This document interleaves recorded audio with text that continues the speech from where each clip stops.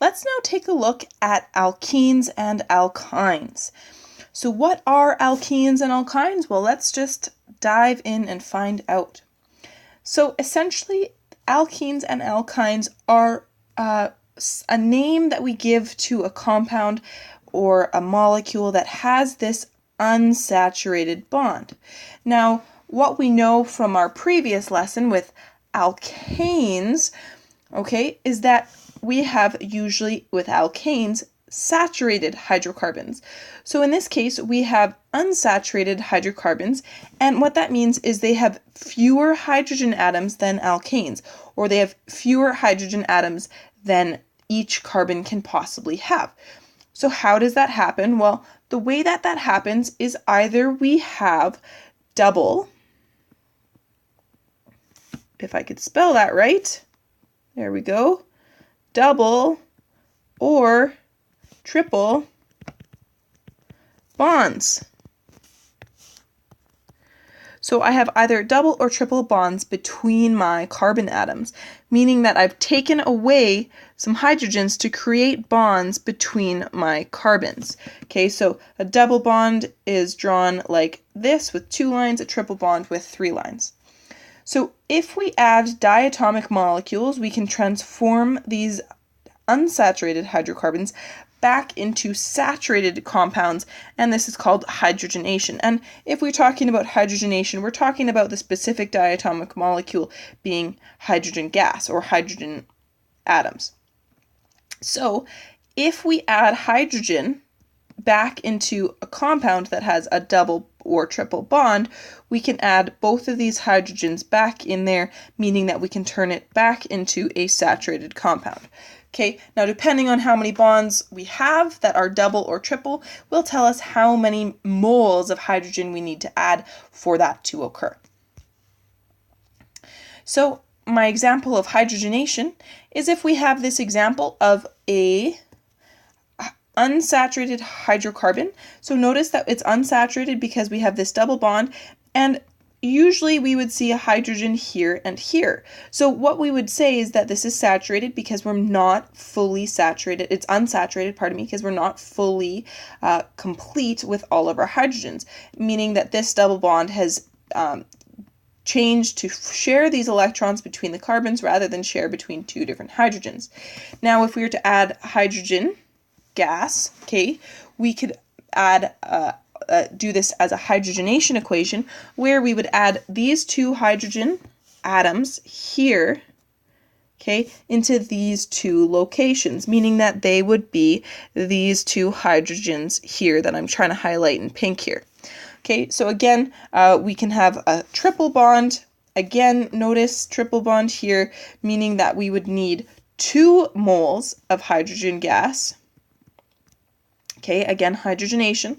And what we see is that we have these 4, now because we have 4 hydrogen atoms, okay, we would see them added in these 4 specific locations. So they're here, and here, and here, and here. Okay, so there are these 4 hydrogen atoms that I've kind of highlighted here in pink that have been added on. Okay, so again, this process is called hydrogenation, and essentially we're just taking an unsaturated hydrocarbon, regardless of if it's an alkene or an alkyne, and adding hydrogen to turn it into a saturated hydrocarbon or an alkane.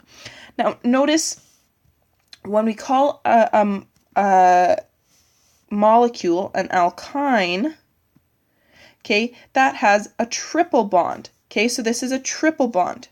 If we have an alkene, okay, notice that we have a double bond. Okay, now the way that I kind of like to think of that is that a triple bond, when you draw a letter Y as a capital letter, you have 3 lines, meaning triple bond. Pardon me. An alkene, I guess my rule kind of doesn't really make sense, but an alkene is just 2 then. That's the only way I can seem to remember it. If you think of it as a capital letter E, then you kind of get mixed up. So a capital letter Y for alkyne involves 3 lines, which means that it's a triple bond.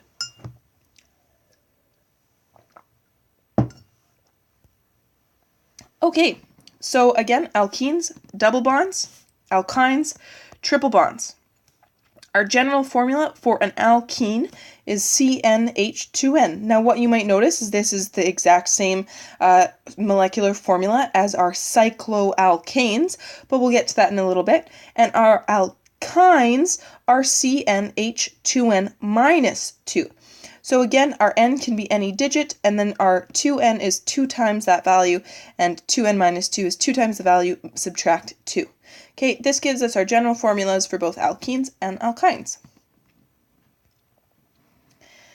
So when we name alkenes and or alkynes, again we find our longest parent chain of carbon atoms, and it must contain the multiple bond. That's really important. We have to have that multiple bond in that parent chain. Okay, the chain is numbered from the end closest to the multiple bond. This is the case even if there is a branch. So we label it from our multiple bond first, and then our branches comes secondary to that. So the number that indicates the position of the multiple bond on the parent chain precedes the ending "-ine" or "-ine" of the parent chain. So that looks like a lot of words, and until we see a few examples, it doesn't maybe make a lot of sense. So let's look at some examples. In our first example, we would have but-1-ene. Now, again, but-1-ene is a but, so it's a 4-carbon. We have a double bond because it's an ene, and that double bond is coming off of our first carbon.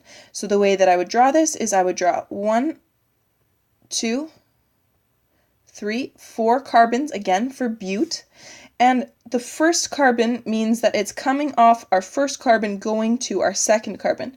So this would be but-1-ene. Again, if I was to fill out the rest of these, oops, and I've added too many hydrogens. Again, because we are unsaturated with hydrogens, we need to ensure that each carbon only has 4 bonds.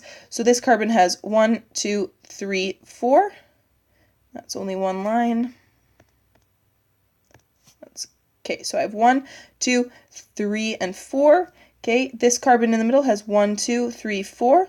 1, 2, 3, 4. 1, 2, 3, 4. Okay, so this is but-1-ene.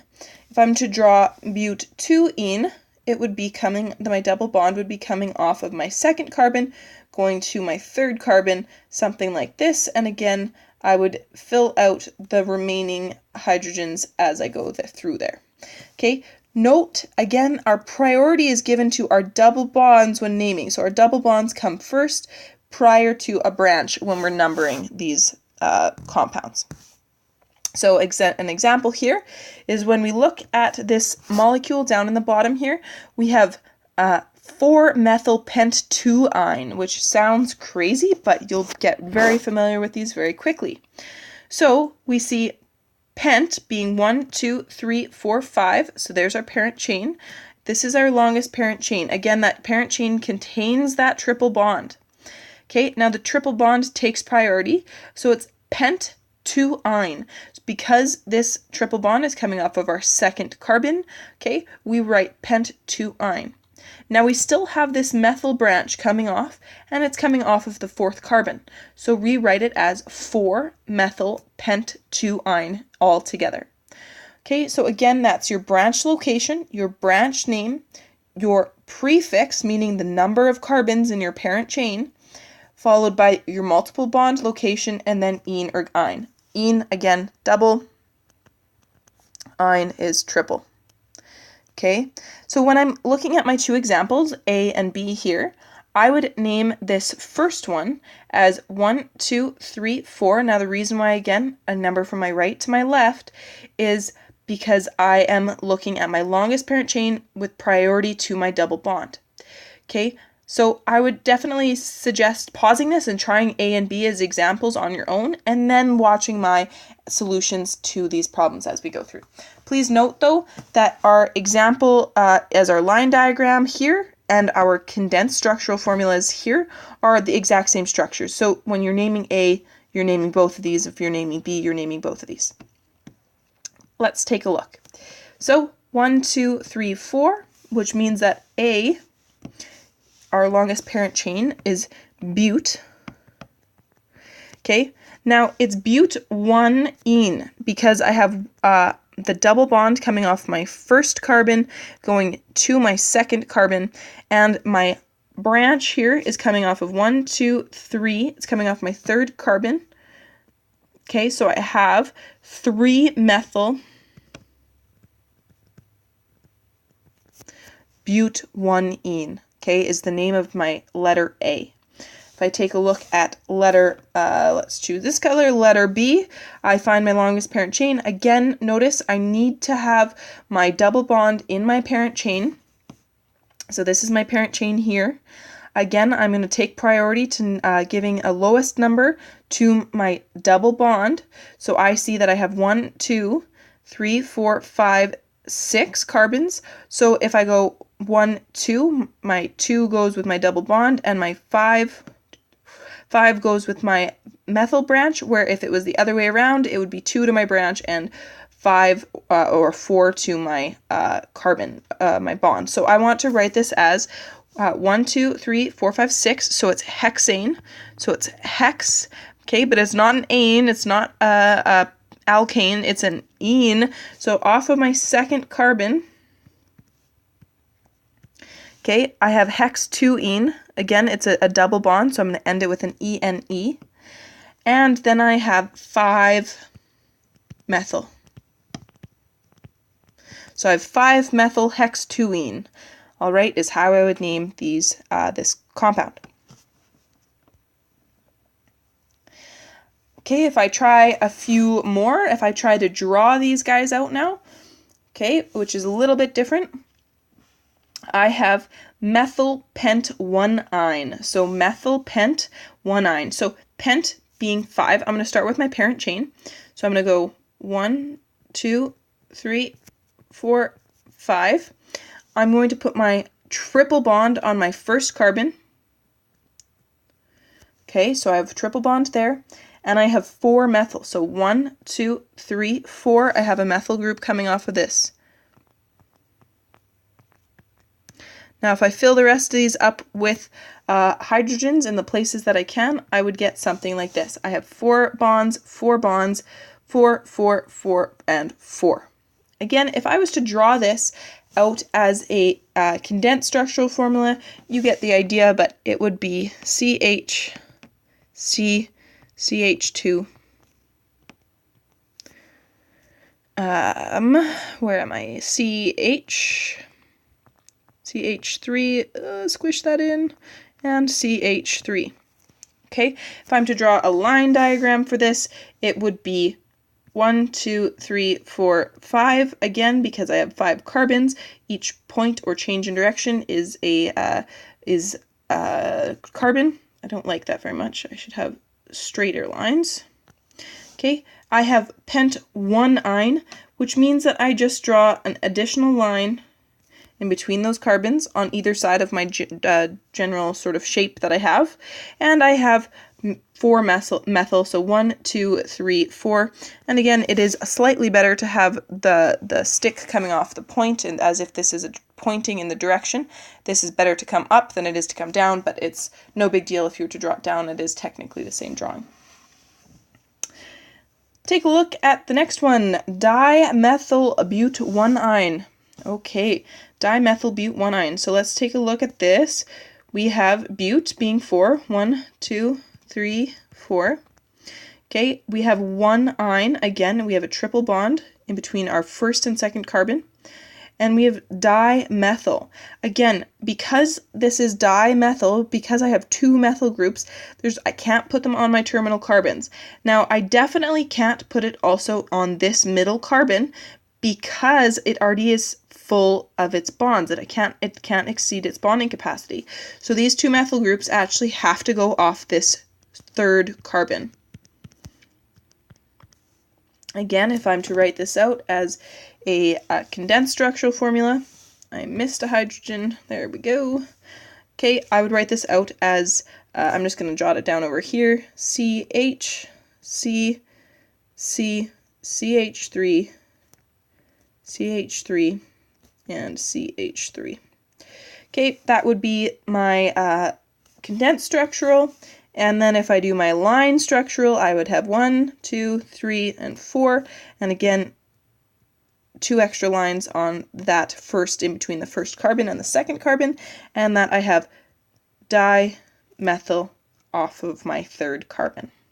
Okay, again, the reason that we don't put 3,3-dimethylbutanine is because it is redundant to say that this is coming off the third carbon, because there is really only one location for those methyl groups to come off of. Okay, let's just put a line through this, so if you come back and pause it, you know that this upper example belongs with 4-methylpentanine, and the bottom example is our dimethylbutanine. Okay, so cycloalkenes and cycloalkynes. So cyclohexene, you can imagine that this, again, we have hexene, meaning we have 6 carbons, we have 1 double bond, and it's a cyclic molecule. So if we go to draw this, we would have 6 carbons. So 1, 2, 3, 4, 5, 6. And at some point in this hexagon, we have a double bond. I'm just going to put it there.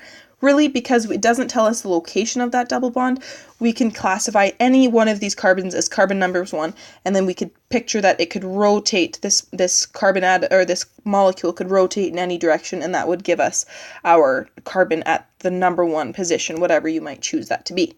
Again, if I finish up my hydrogens here, I have 2 coming off of this guy, 1 off this guy, 1 off this guy, 2 here, 2 here, and 2 here. Okay? If I'm to draw the line diagram, I'm going to skip the structural diagram on this one, or the condensed structural, pardon me, just for the simplicity and saving some time here. But essentially, this is what it would look like, something like that, for cyclohexene. Okay, if I look at 3-methylcyclohexene, okay, again, hex meaning 6-ene double bond, 3-methyl is our branch, so we would have, I'm just going to zoom in here so we have a little bit more room.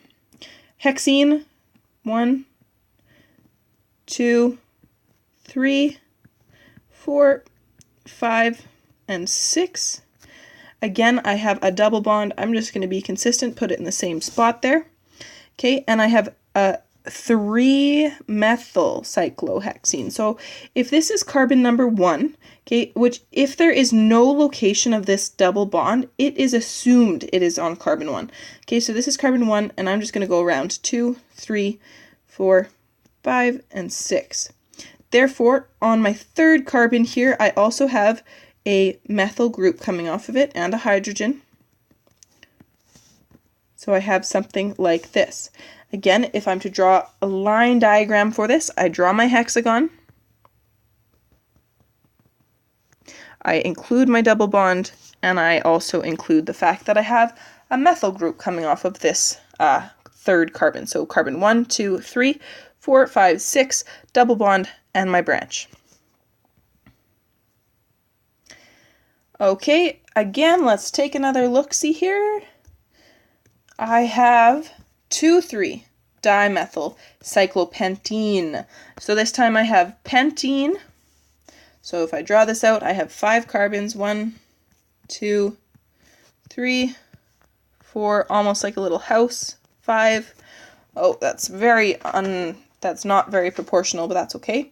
And I have 2,3-dimethyl cyclopentene. So let's call this carbon at the top number 1 this time, 2, 3, 4, and 5.